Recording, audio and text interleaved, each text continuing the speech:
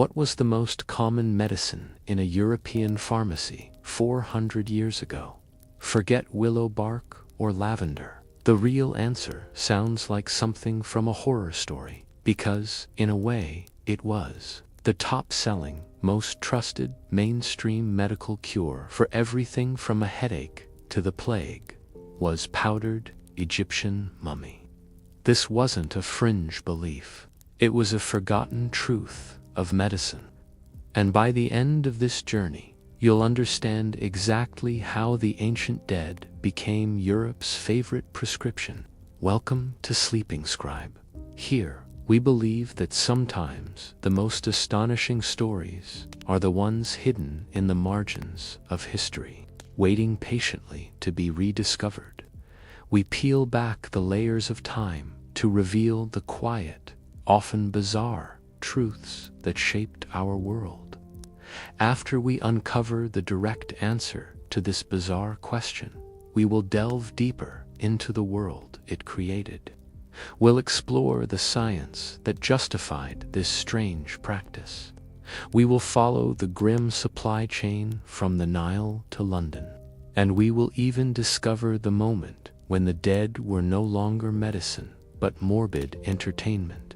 So, to answer the question directly, yes, from the Middle Ages well into the 19th century, Europeans regularly consumed medicine made from ground-up human mummies.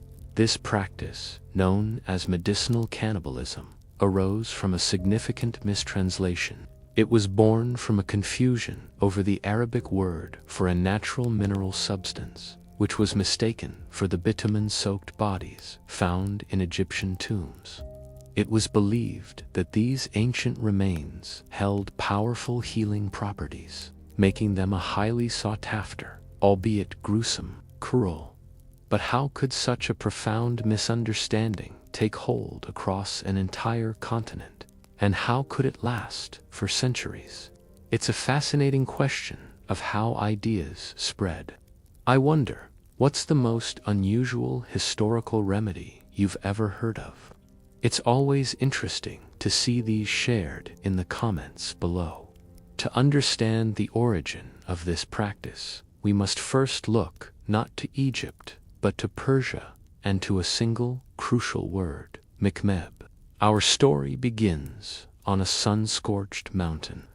In the Fars province of ancient Persia, there was a place known as Mumdok, the Mummy Mountain. From the rock face of this mountain, a thick, black, tar-like substance would naturally seep out. This was bitumen, a natural asphalt. This substance was called Mekmeb, a word derived from the Persian mgm, which simply means wax. For centuries, in traditional Islamic medicine, this natural bitumen was a prized therapeutic agent. It was a staple of the healing arts.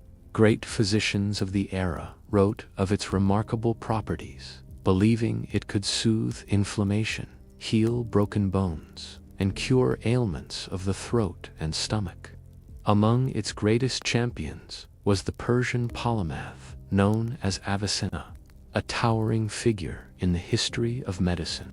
His works were considered the definitive medical texts for centuries, not just in the Islamic world, but in Europe as well. When Avicenna wrote about the incredible healing power of Mekmeb, the world listened, and so the demand for this rare Persian mountain pitch grew. The confusion began with a simple observation. Later, travelers and traders journeying to Egypt encountered the ancient tombs. They saw the preserved bodies of the pharaohs and their courts, wrapped in linen and coated in a dark, black, resinous material as part of the embalming process. To their eyes, this coating looked identical to the precious medicinal Mekmeb from Persia.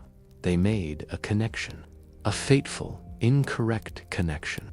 This error was then solidified in text. In the 11th century, a scholar named Constantine the African was translating important Arabic medical texts into Latin for a European audience. When he came across the word Mekmeb, He translated it in a way that linked the substance directly to the embalmed bodies of Egypt. The damage was done. Soon, European doctors were reading these influential texts and coming to a startling conclusion. They believed the source of the healing power was not just the bitumen used on the bodies, but the ancient bodies themselves. The first mummified remains may have been brought back to Europe by 12th century crusaders. They returned from the Holy Land, not just with stories and relics, but with these strange, preserved curiosities. What began as a medical novelty soon became a staple. The term mummy slowly shifted its meaning. It no longer referred to the substance, the bitumen. It now referred to the body. And an entire continent came to believe that the key to health was locked within the flesh of the long dead. With the demand for mummy now firmly established, an entire industry emerged to supply it. This strange ingredient soon found its way onto the shelves of apothecaries, from the grand boulevards of Paris to the cobblestone lanes of London. Imagine stepping into one of these shops in the 16th or 17th century. The air would be thick with the scent of dried herbs, of cloves and cinnamon. But mingling with these familiar smells would be another, dustier and more ancient aroma.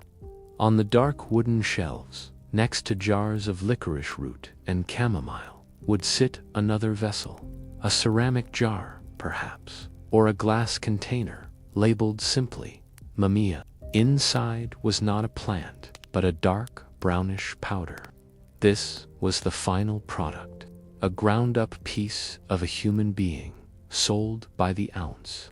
This powder was a panacea, a cure-all. Pharmacists would dispense it for an astonishingly wide array of ailments. It was prescribed for simple bruising and to prevent blood clots. A spoonful might be stirred into wine to treat a cough or a headache. For more serious conditions, like epilepsy or the dreaded plague, it was considered one of the most powerful remedies available. It was even used as a general tonic, a way to maintain good health and vitality. The preparation was grimly straightforward. Mummified remains, either whole or in parts, were shipped from Egypt. An apothecary would then take the dry, brittle remains and pulverize them using a mortar and pestle, grinding bone and preserved tissue into a fine powder. This powder was then sold as is, or mixed into tinctures, salves, and other concoctions to make it more palatable. It was often blended with honey, milk, or sweet wine to mask its unpleasant taste and texture. This was not a fringe belief held by the uneducated. Esteemed physicians and even royalty endorsed its use.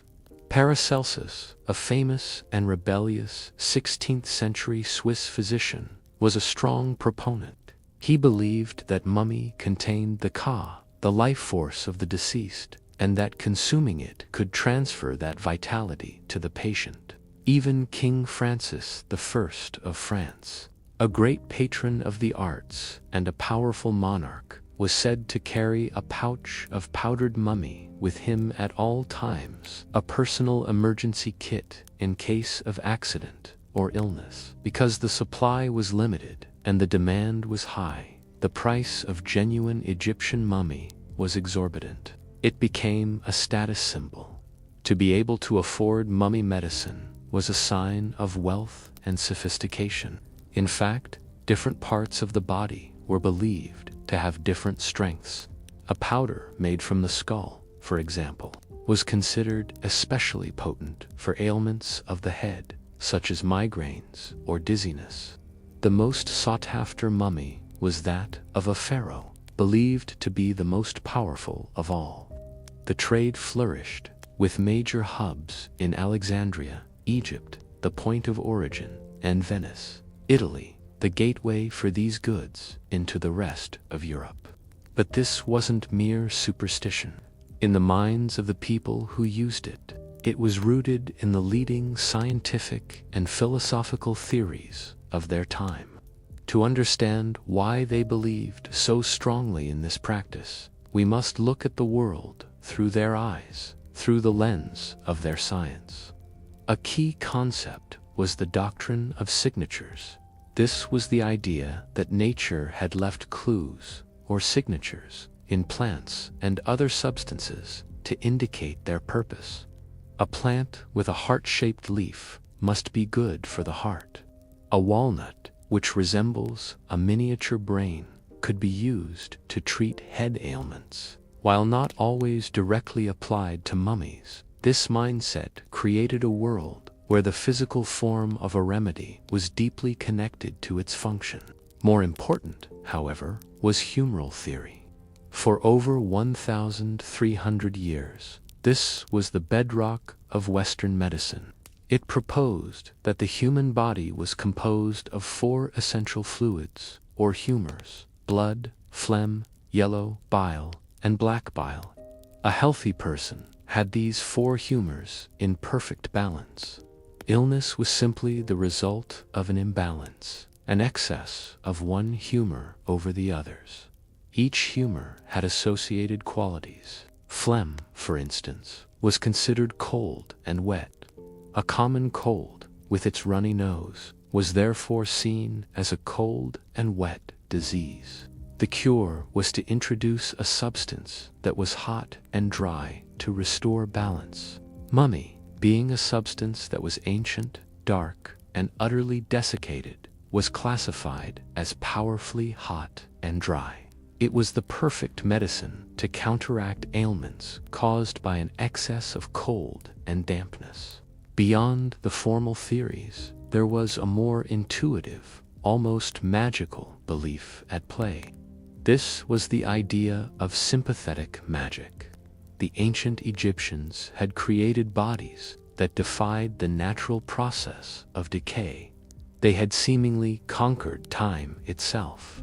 Therefore, it stood to reason that by consuming a piece of a body that had lasted for millennia, a person could absorb some of that same resilience, some of that longevity and vitality. You could, in essence, consume immortality. The perceived antiquity of the mummies only added to their power. The older the pharaoh, the more potent the medicine. This belief was so widespread and so accepted that mumia was listed as an official medicinal substance in authoritative medical texts like the London Pharmacopoeia. This was not folk medicine, it was established mainstream science. The practice only began its slow decline with the rise of the Enlightenment in the 18th century, as new scientific methods began to challenge and dismantle the ancient theories of humors and signatures. The journey from a simple mineral to a complex medicine reveals so much about how knowledge can be transformed over time. It makes one ponder what common beliefs we hold today might seem just as strange to people centuries from now. To satisfy Europe's growing appetite for the dead, a vast and shadowy network sprang up along the Nile. This network viewed Egypt's sacred tombs not as historical treasures, but as a macabre harvest. The desert night, once a place of profound silence, was now filled with the quiet scrape of shovels and the muffled sounds of chisels against ancient stone. While tomb robbing was an ancient practice, European demand transformed it into an industry. Entire villages, like Gurnin, were built directly into the Theban necropolis, their homes carved into the rock amid the tombs of nobles. For these communities, the dead beneath their feet were not ancestors, they were an economy, a livelihood. Under the faint light of the moon and flickering lanterns, teams of men would venture into the Valley of the Kings. They sought out hidden entrances and long-forgotten burial shafts. Once a tomb was breached, the work was fast and brutally efficient.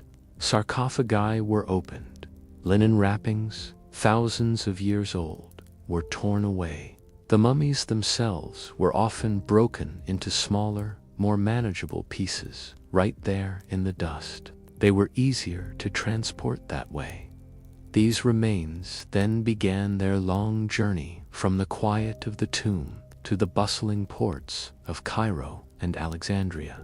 Here, merchants acted as middlemen. They would weigh the pieces, bundle them into sacks and crates, and sell them by the pound to European traders. In the eyes of commerce, these were not people. They had no names, no stories. They were simply raw material, a commodity.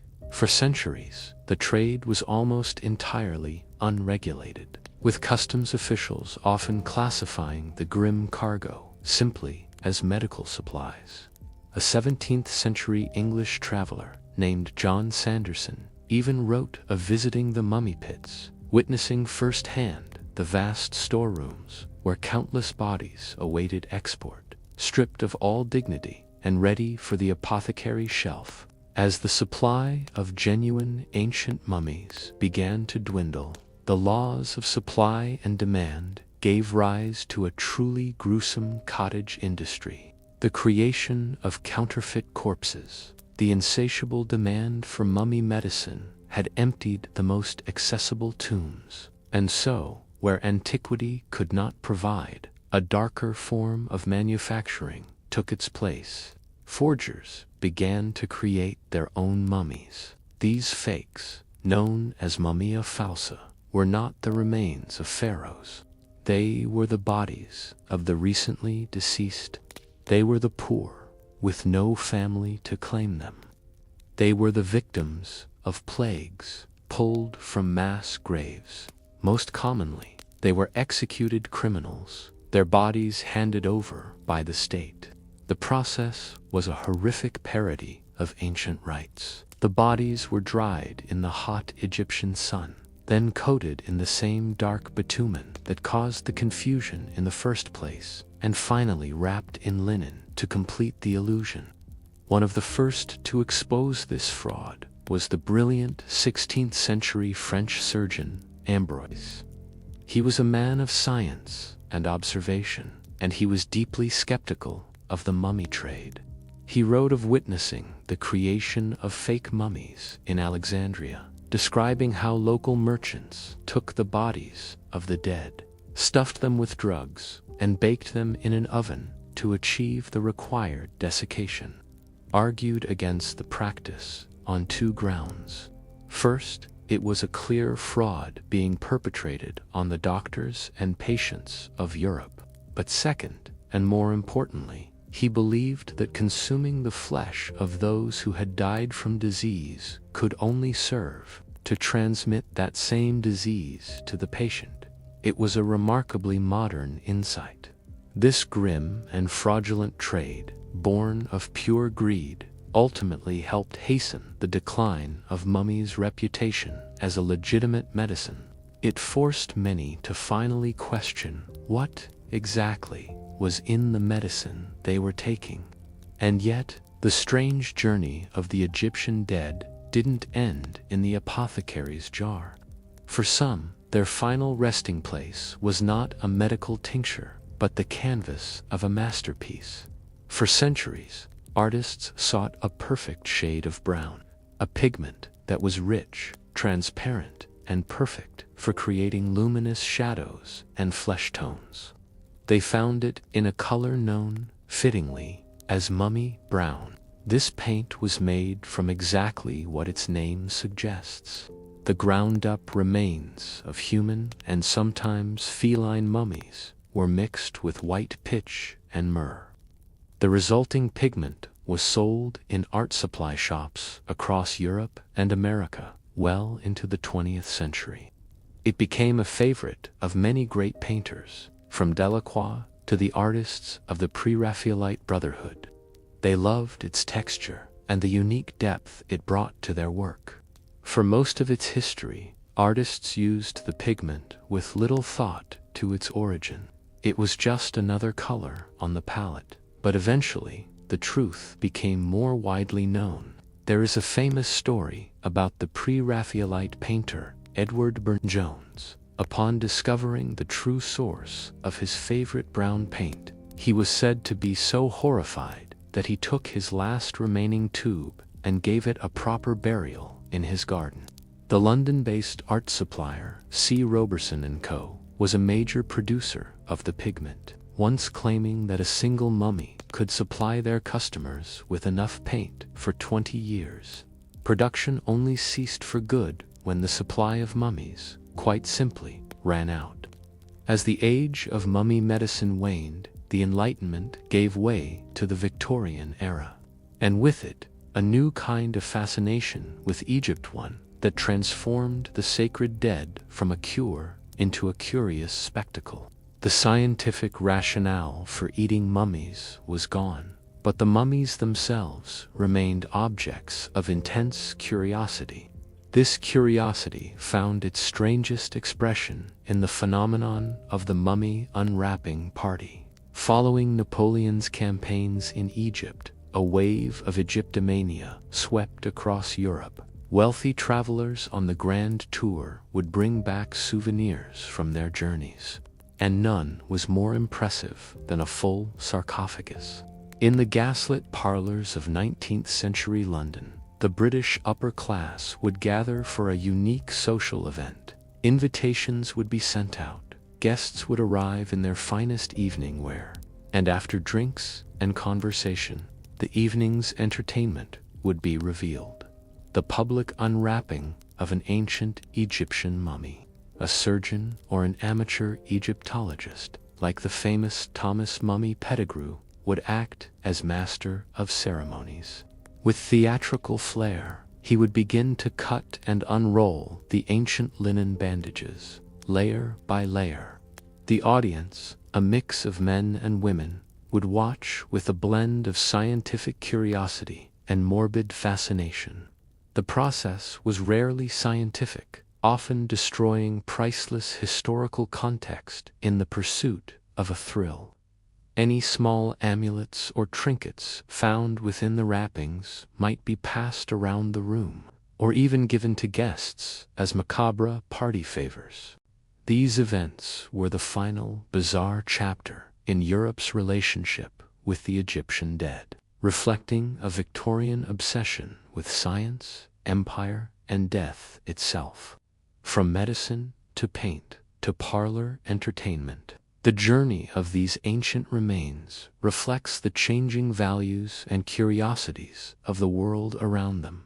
It's a powerful reminder that the meaning we assign to the past is often a story we tell about ourselves. The story of mummy medicine is a stark and powerful example of how our beliefs, our fears, and our hopes can shape the course of history.